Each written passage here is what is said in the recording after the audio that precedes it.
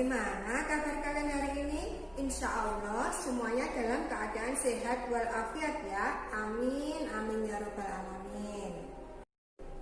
Nah, ini adalah nama-nama warga kelas 4 SDN Sumberagung 3. Coba kalian cek ya nanti di grup WA kalian, kira-kira siapa di antara teman-teman kalian yang hari ini tidak bisa mengikuti pembelajaran. Mungkin ada teman kalian yang sakit, atau mungkin ada kepentingan keluarga. Nanti kita cek bersama-sama ya.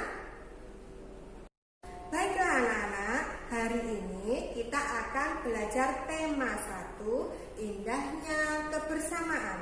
Subtema 1, pembelajaran 3. Setelah pembelajaran ini nanti berakhir, Bu Rika harapkan kalian semuanya nanti bisa menjelaskan sifat-sifat bunyi beserta media peramekannya. Kalian juga mampu untuk menyajikan laporan hasil percobaan yang nantinya akan kalian lakukan. Bu Rika juga berharap kalian bisa mengidentifikasi gagasan pokok dan gagasan pendukung, serta kalian bisa menyajikannya ke dalam diagram. Sebelum pembelajaran kita mulai, yuk kita tonton dulu video musik tradisional khas Kalimantan Timur berikut ini.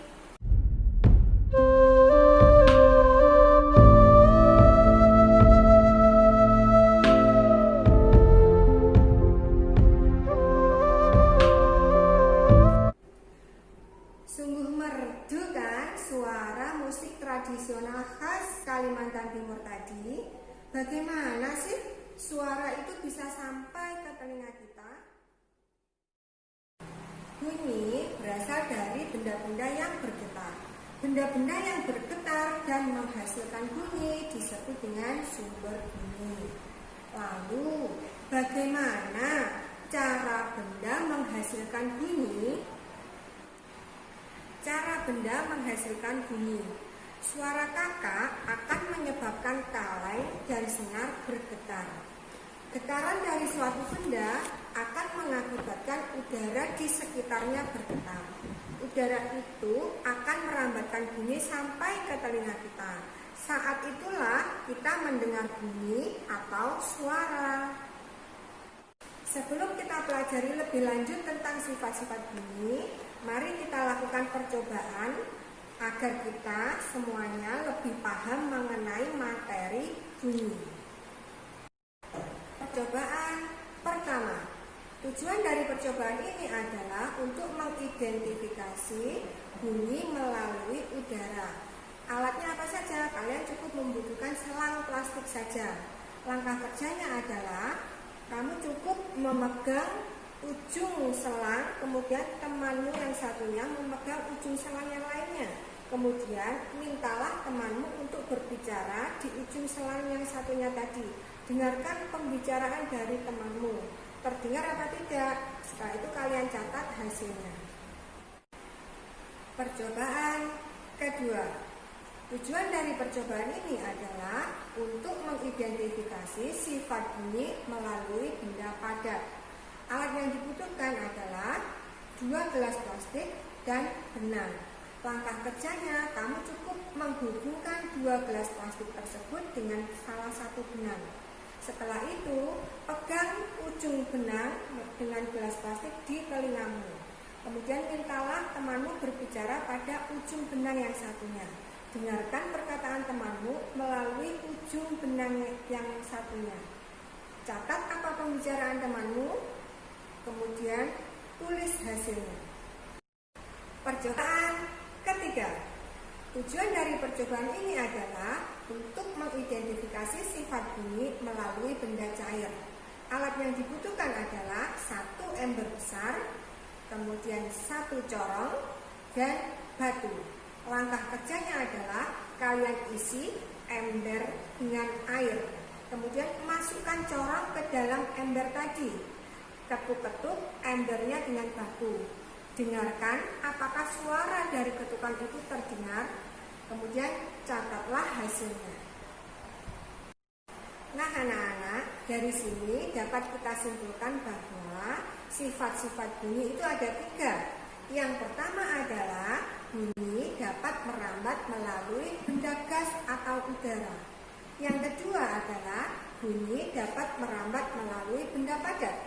Yang ketiga adalah bunyi dapat merambat melalui benda cair. Bunyi tidak dapat merambat melalui ruang hampa. Kenapa hal itu bisa terjadi?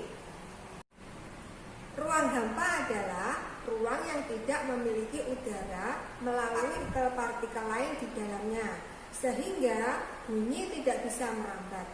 Contoh ruang hampa adalah ruang angkasa. Sesuai percobaan yang telah kalian lakukan, bunyi merambat paling cepat melalui benda padat. Kenapa? Karena benda padat memiliki jarak partikel-partikel yang sangat rapat yang menyebabkan bunyi merambat lebih cepat. Anak-anak, masih ingatkah kalian dengan gagasan pokok dan gagasan pendukung? Setiap bacaan biasanya terdiri atas beberapa paragraf. Setiap paragraf memiliki gagasan pokok yang didukung oleh gagasan pendukung. Gagasan pokok adalah ide utama yang dibahas suatu bacaan, dapat berupa kalimat inti atau beberapa pokok paragraf. Sedangkan gagasan pendukung adalah uraian atau tambahan informasi untuk gagasan pokok. Nah anak-anak, sekarang coba kalian baca bacaan yang ada pada teks buku kalian yang berjudul Sigap Menghadapi Musim Hujan.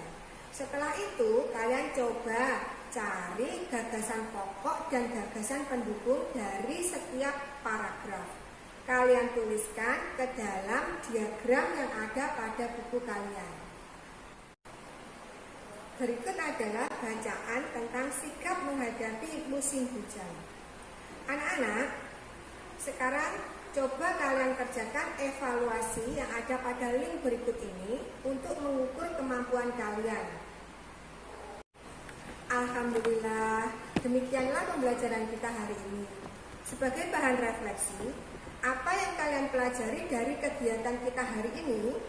Manfaat apa yang sudah kalian dapatkan setelah pembelajaran hari ini? Selamat belajar anak-anak. Raihlah cita-citamu setinggi langit. Salam pembelajaran daring.